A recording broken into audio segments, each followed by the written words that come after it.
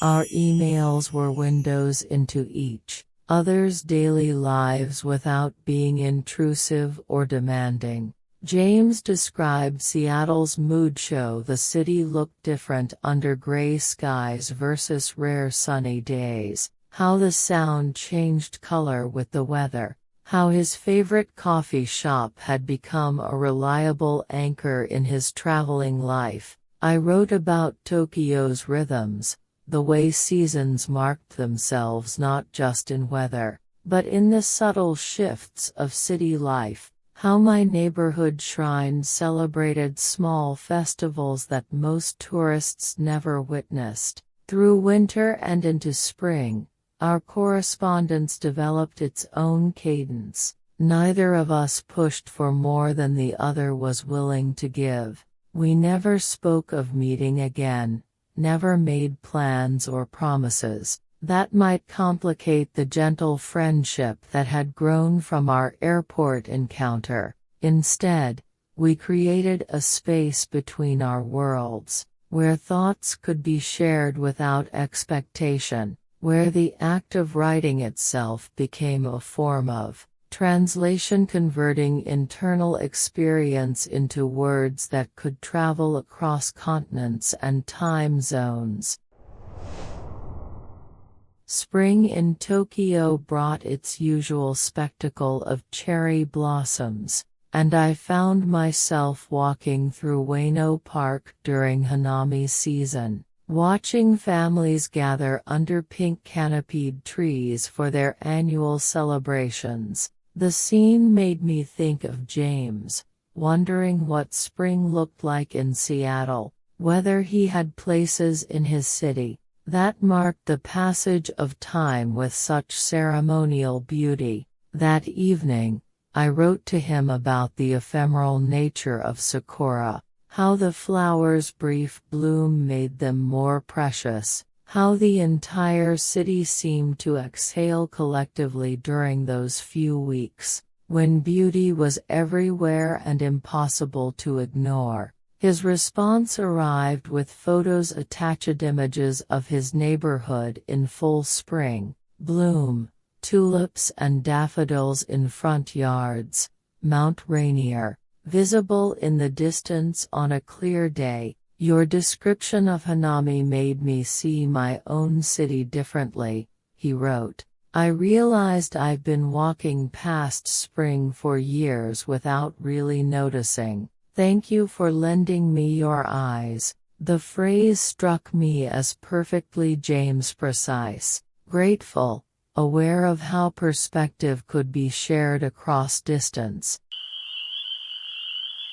Summer arrived with its familiar intensity, and I found myself working longer hours to escape the heat, translating a series of technical manuals for a European engineering firm. The irony wasn't lost on Mayer. I was translating documents about precision instruments, while carrying on a correspondence with someone who worked with such devices daily. I mentioned this coincidence to James, and he responded with detailed explanations of the equipment I was writing about, helping me understand not just the technical specifications, but the human stories behind the technology, how these instruments would be used, who would benefit from their precision, why accuracy mattered so much in contexts where mistakes could cost lives.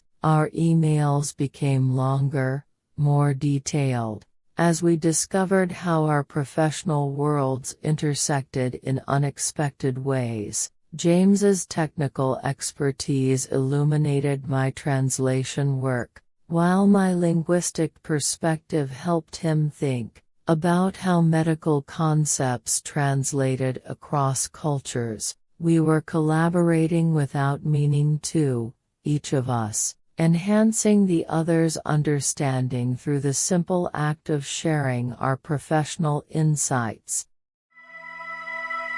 As autumn returned, marking a full year since our correspondence began, I realized that James had become a cherished presence in my life, without ever disrupting its fundamental structure. Our friendship existed entirely in the realm of words and thoughts, sustained by mutual respect and genuine curiosity about each other's worlds. We had created something rare, a connection that enriched without demanding, that added meaning without requiring sacrifice or compromise. One evening in November, James wrote about a work trip that would bring him to Tokyo the following month. The message was careful, exploratory. "I'll be in your city for 3 days in December, helping install equipment at Tokyo Medical University.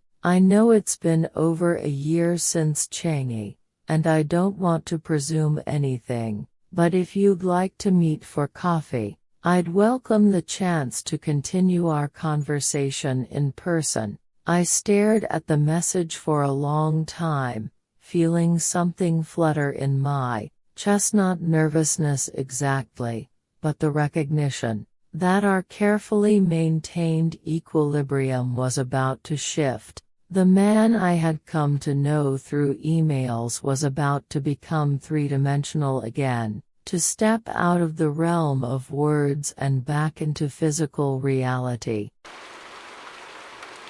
I wrote back that evening, accepting his invitation, with the same careful consideration he had shown in extending it. I would enjoy meeting for coffee. Tokyo in December has its own particular beauty. Perhaps I can show you some of that komarebi you helped me appreciate in my own city. As I sent the message, I felt a quiet anticipation, not for romance or dramatic reunion, but for the simple pleasure of translating our written friendship back into spoken conversation. The weeks leading up to James's visit passed with surprising calm. I found myself preparing, not by changing anything about my life, but by paying closer attention to it, noticing the details I might want to share, the small beauties of Tokyo in winter,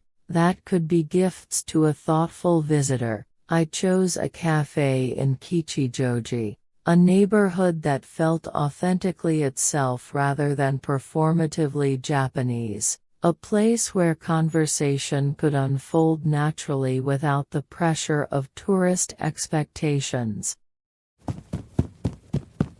December 20th arrived crisp and clear, one of those winter days when Tokyo's air felt sharp enough to cut diamond. I arrived at the cafe early, choosing a table by the window, where I could watch the street and gather my thoughts. When James appeared, walking with that same careful attention I remembered from the airport, I felt a shock of recognition, followed immediately by the comfort of familiarity. He looked exactly as my memory had preserved him, perhaps a little more weathered by travel, but carrying himself with the same gentle confidence that had attracted my attention in Changi's garden. Our greeting was warm, but restrained, a handshake that lingered just slightly, smiles that acknowledged the strangeness and rightness of being in the same space again.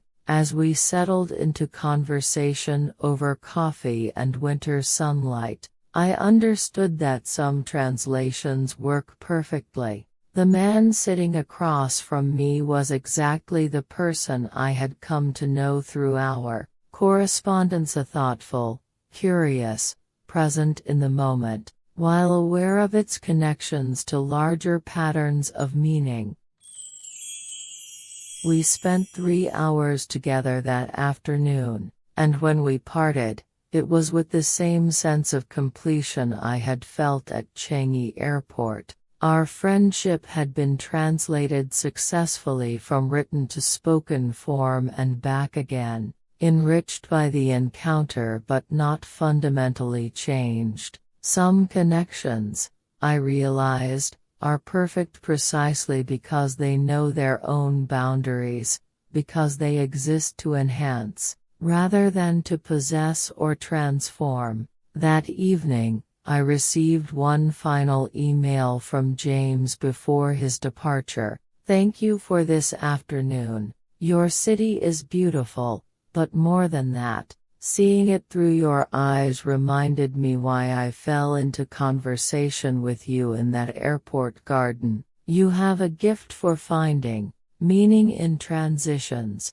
for making the spaces between destinations feel like destinations themselves. Safe travels, wherever your words take you next. I keep that message in a special folder, along with the others we exchanged throughout that year of gentle correspondence. James has returned to Seattle, and our emails have become less frequent, but no less treasured. Sometimes months pass between messages, but when they come, they carry the same thoughtful attention that characterized our first encounter. We have become permanent strangers, people who know each other deeply while remaining essentially separate, connected by a shared understanding that some of life's most meaningful relationships exist entirely in the realm of words and recognized souls.